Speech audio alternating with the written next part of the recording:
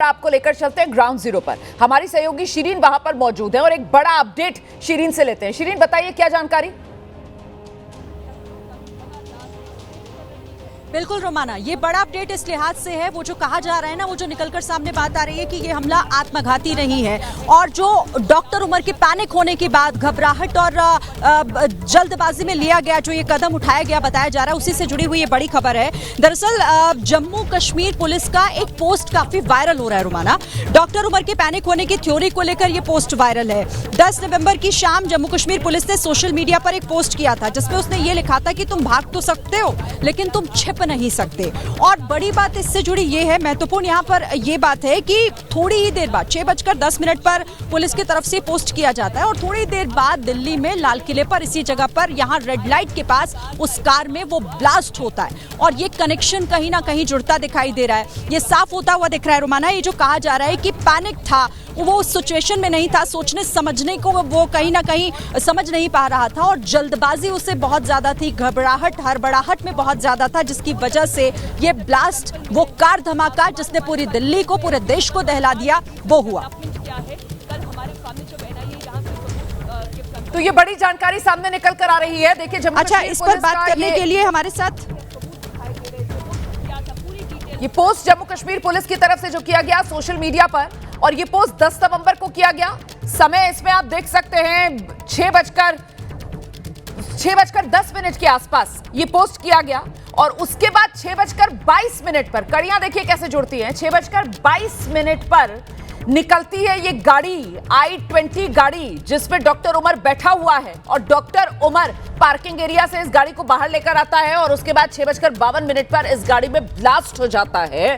तो क्या सीधे सीधे ये डर, ये खौफ, ये बौखलाहट की वजह से किया गया हमला है? क्योंकि आत्मघाती हमला ये शुरुआती नजर में लग नहीं रहा और खासतौर से जम्मू कश्मीर पुलिस का ये सोशल मीडिया पर पोस्ट सामने आने के बाद तो नीरज, कड़ियां साफ तौर पर जुड़ रही हैं। हाँ बिल्कुल, आपने बिल्कुल ठीक कहा, ये कड़ियां लगातार जुड़ती जा रही हैं। आप देखेंगे जो जम्मू कश्मीर पुलिस का जो ट्वीट था वो दरअसल उसी पूरे टेरर मॉड्यूल को लेकर, बस करने को लेकर था, जिसके बारे में आपने अभी जानकारी दी कि कितने मौलवी इसमें शामिल हैं, कितने टेररिस्ट, मुजम्मिल, आदिल, इन सब के बारे में थी। और उसके ठीक थोड़ी देर बाद 6:10 पर शाम को ही 10 नवंबर को जम्मू कश्मीर पुलिस का ये ट्वीट आ जाता है कि जिसमें लिखा जाता है कि यू कैन रन, यानी कि आप भाग सकते हो, हमसे छिप नहीं सकते हो। और दरअसल इस वक्त मैं ठीक वहीं पर खड़ा हूँ, लाल किले की लाल बत्ती पर, जहां पर ये बम ब्लास्ट हुआ। ये देखिए सामने यहाँ पर ये जो सफेद जगह देख रहे हैं, लाल बत्ती है, कैमरे में दिखा रहे हैं, ये यहीं पर अटैक हुआ।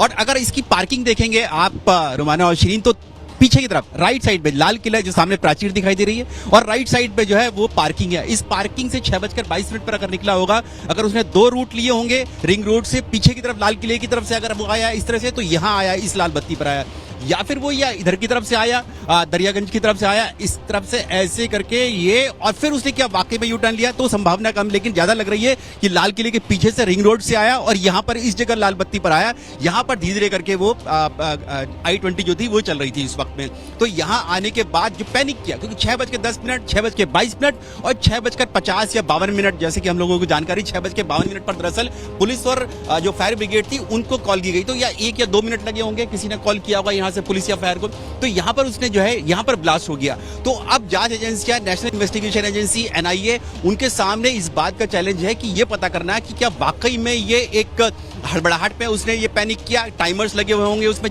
हो सकता है, या फिर उसमें जो एक्सप्लोजिव था वो बस्ट कर गया, एक्सप्लोजिव में धमाका हो गया, इस वजह से हुआ। लेकिन ये बात साफ तौर से कड़ियां जोड़ रही हैं, जिससे ऐसा लगता है कि वो पैनिक मोड में था और जांच एजेंसियों को भी यही लग रहा है कि वो पैनिक मोड में वहां से निकला, पार्किंग से निकला और घूम के यहाँ आ रहा था।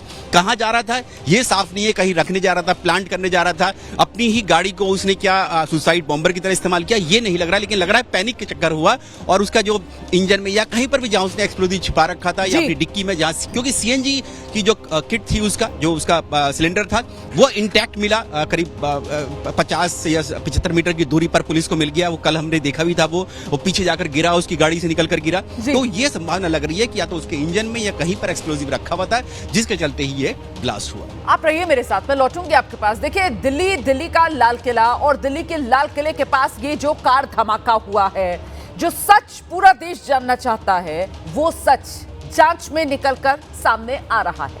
जानकारी मिल रही है पुलवामा का रहने वाला डॉक्टर उमर ही इस पूरे टेरर रैकेट का मास्टरमाइंड था।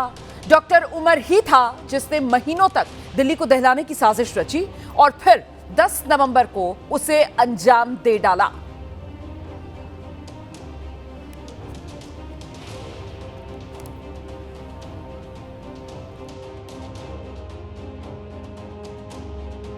सूत्रों के हवाले से खबर है कि जिस कार में ब्लास्ट हुआ वो कार उमर ही चला रहा था। उमर ही i20 कार में विस्फोटक लेकर दिल्ली आया था। वो कार में तो अकेला था, लेकिन उसने अपने 2 साथियों के साथ मिलकर आतंकी हमले की योजना बनाई थी। खबर है कि फरीदाबाद में टेरर मॉड्यूल के खिलाफ हुई ताबड़तोड़ गिरफ्तारियों से उमर घबराया हुआ था। उमर को पकड़े जाने का डर सताने लगा था और दहशत में उसने अपने साथियों के साथ मिलकर कार में डेटोनेटर लगाया और धमाके को अंजाम दिया। खबर तो यहाँ तक है कि इस धमाके में उमर भी मारा गया। हालांकि जांच होना अभी बाकी है। तो आतंक का डॉक्टर और आतंक के डॉक्टर का मास्टर कौन, अब ये सवाल भी बड़ा हो रहा है। और ऐसे में जैसे जैसे जांच आगे बढ़ रही है, तफ्तीश हो रही है, अलग अलग कड़ियां सामने आ रही हैं। एक और ब्रेकिंग न्यूज के लिए ग्राउंड पर लेकर चलेंगे। शिरीन हमारे साथ मौजूद हैं। शिरीन, क्या अपडेट अभी और मिल रहा है? बिल्कुल बड़ा अपडेट है ये। देखिए रुमाना, दिल्ली धमाके से जुड़ा हुआ, क्योंकि जिन 12 लोगों ने इस धमाके में अपनी जान गंवाई, जिसके बाद उन्हें पहचानना उनके ही परिजनों के लिए एक बहुत बड़ी मुसीबत साबित हो रहा था। अब 12 में से 8 शवों को शिनाख्त कर ली गई है, उनके परिजनों को उन्हें सौंप दिया गया है, लेकिन अभी भी 4 ऐसे शव हैं जिनकी पहचान नहीं की जा सकी है। बड़ा अपडेट इसी से जुड़ा ये भी मिल रहा है कि कार में मिले हुए शव के टुकड़े का भी डीएनए मैच किया जा रहा है, उसका टेस्ट किया जा रहा है। साथ ही आपको ये भी बता दें हम कि कश्मीर से डॉक्टर उमर की मां का जो डीएनए सैंपल लिया गया था, उसके आधार पर भी जांच को आगे बढ़ाया जा रहा है। तो 12 लोगों की इसमें जान गई थी, 20 से ज्यादा इसमें घायल हुए थे जो अभी भी अस्पताल में एडमिट है। लेकिन इन शवों की पहचान करना एक बहुत बड़ी चुनौती थी। लेकिन अभी 8 शवों की पहचान कर उन्हें सौंपा जा चुका है उनके परिजनों को। लेकिन 4 शवों का इंतजार उनके घर वाले अब भी कर रहे हैं, क्योंकि अभी उनकी पहचान नहीं हो पाई है। और जैसे ही उनकी पहचान होती है, उन्हें भी उनके परिजनों को सौंपा जाएगा। रोमाना, भीषण धमाका था। देखिए, कुछ शव जिनकी शिनाख्त हो पाई, लेकिन कुछ शव जो हैं वो बिल्कुल क्षत विक्षत हालत में, जिन्हें नजर से देखकर पहचानना नामुमकिन। और इसी वजह से कुछ शव तो ऐसी हालत में मिले कि उनकी जो शरीर के हिस्से थे, चिथड़े उड़ गए। उनके चित्रों में वो शव जो है वो इकट्ठा किए हैं एफएसएल की टीम जो मौके पर पहुंची थी।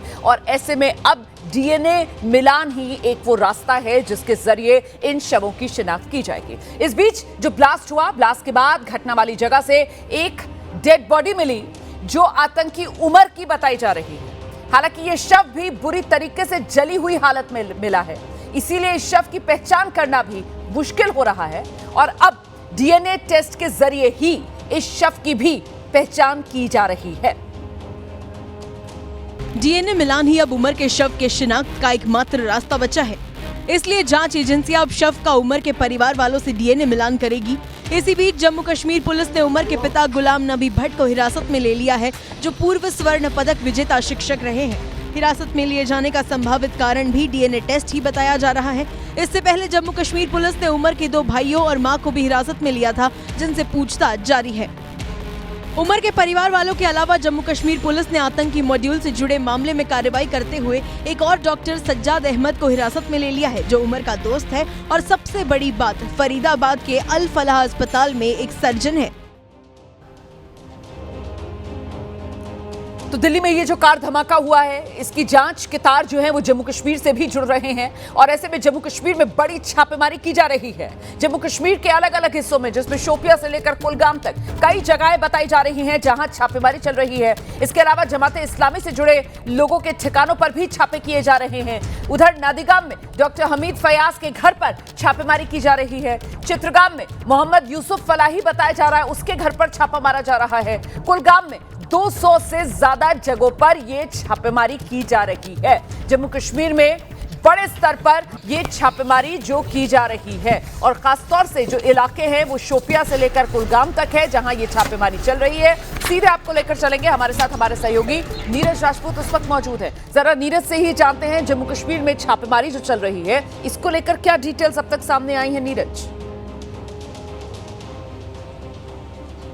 बिल्कुल रोमाना, अभी तक हम जो देखते आ रहे थे जम्मू कश्मीर में, दरअसल जो टेररिस्ट थे वो ऐसा लगता था कि वो पढ़े लिखे नहीं हैं, वो कोई काम धंधा नहीं करते, लेकिन ये पहली बार ऐसा हुआ है कि व्हाइट कॉलर टेररिज्म का नेटवर्क पकड़ा गया है। ये व्हाइट कॉलर टेररिज्म नेटवर्क क्या है, इसमें सभी डॉक्टर्स को शामिल किया गया, पढ़े लिखे युवाओं को शामिल किया गया, और जो ये शोपियां का जो मौलवी है, दरअसल इसने ये काम किया, उसने इनको बरगलाने का काम किया। जो कट्टरपंथी जो विचारधारा है वो इन्होंने इसमें कोशिश की, उनको रेडिकलाइज किया गया। और उसके साथ साथ क्या किया इन्होंने, जो ऑपरेशन सिंदूर हुआ है, जो ऐसा लगता है कि ऑपरेशन सिंदूर का बदला लेने के लिए इन्होंने इस तरह की ये कार्रवाई जो थी करने की कोशिश की, साजिश रचने की कोशिश की, जिसमें जो डॉक्टर शाहीन है, जो मुख्य इसमें जो किरदार है डॉक्टर शाहीन का, जो लखनऊ की जो डॉक्टर है, उसने किया। आपको याद होगा अभी कुछ दिन पहले भी हमने एबीपी न्यूज पर दिखाया था कि जैश-ए-मोहम्मद जो कि पाकिस्तान से संचालित आतंकी संगठन है, उसने अपनी महिलाओं का एक ब्रिगेड तैयार की, मोमिनत करके जो ब्रिगेड तैयार की थी, उसमें उसने महिलाओं को शामिल करने के लिए उसने ये आह्वान किया था कि अब महिलाएं शामिल हों। उसमें उसने पाकिस्तान की, भारत की, जम्मू कश्मीर की महिलाओं को किया था। तो ऐसा लगता है कि डॉक्टर शाहीन जो थी वो रेडिकलाइज हुई और उसने ये जो जैश-ए-मोहम्मद की जो महिला ब्रिगेड है उसको शामिल करने के लिए, उसको संचालित करने के लिए मुख्य जिम्मेदारी उसने निभाई। क्योंकि हम लोग जानते हैं कि अब जो कड़ियां जुड़ रही हैं उसमें काफी टाइम से गायब भी मिल रही थी लखनऊ से, जब ये फरीदाबाद गई, इसके परिवार को भी जानकारी नहीं है। पढ़ी लिखी ये है, डॉक्टर है, ये लेक्चरर है, ये इसने कई हॉस्पिटल्स में काम किया, मेडिकल कॉलेज में काम किया, और ये सबके संपर्क में थी मुजम्मिल में। इन सबका नेटवर्क तैयार किया गया पाकिस्तानी खुफिया एजेंसी आईएसआई के जरिए। और इनको रेडिकलाइज किसने किया, इनको जो मोटिवेट करने की कोशिश जो करी की गई, वो ऐसे जो सोशल मीडिया के जो चैनल्स होते हैं, जैसे टेलीग्राम जो है, जो कि बहुत ही इंक्रिप्टेड चैनल्स होते हैं, उन सब के जरिए इनको टच में रखा गया एक दूसरे के साथ, और फिर इन्होंने ये साजिश रचने की कोशिश की। लेकिन उसी दौरान ही जो आदिल है उसने श्रीनगर में जाकर जो पोस्टर लगाने का काम किया, उसके बाद ही जो वहां के जो श्रीनगर के जो पुलिसकर्मी है, खासतौर से सीनियर ऑफिसर्स जो हैं, उन्होंने देखा कि ये शख्स कौन है जो रात में जो है जैश-ए-मोहम्मद के, खासतौर से जैश-ए-मोहम्मद के पोस्टर लगाए। इसीलिए चाहिए कहते रहे कि ये गंजावर कोई दूसरा संगठन है, लेकिन दरअसल ये सारे के सारे जैश-ए-मोहम्मद के अम्ब्रेला के नीचे ही काम कर रहे थे, जो कि पाकिस्तान से ऑपरेट कर रहा है। बिल्कुल, और वहीं से देखिए ये पूरी की पूरी गुत्थी जो है, आप कह सकते हैं इसका एक सिरा जो जांच एजेंसी के हाथ लगा, और फिर ये पूरा मामला खुलता चला गया। लेकिन फिलहाल ये डॉक्टर का टेरर मॉड्यूल है, और क्या ये आतंक का एक नया टूल है, और इससे आने वाले समय में कितना बड़ा खतरा हो सकता है, ये वो तमाम सवाल हैं जिसको लेकर चर्चा करेंगे।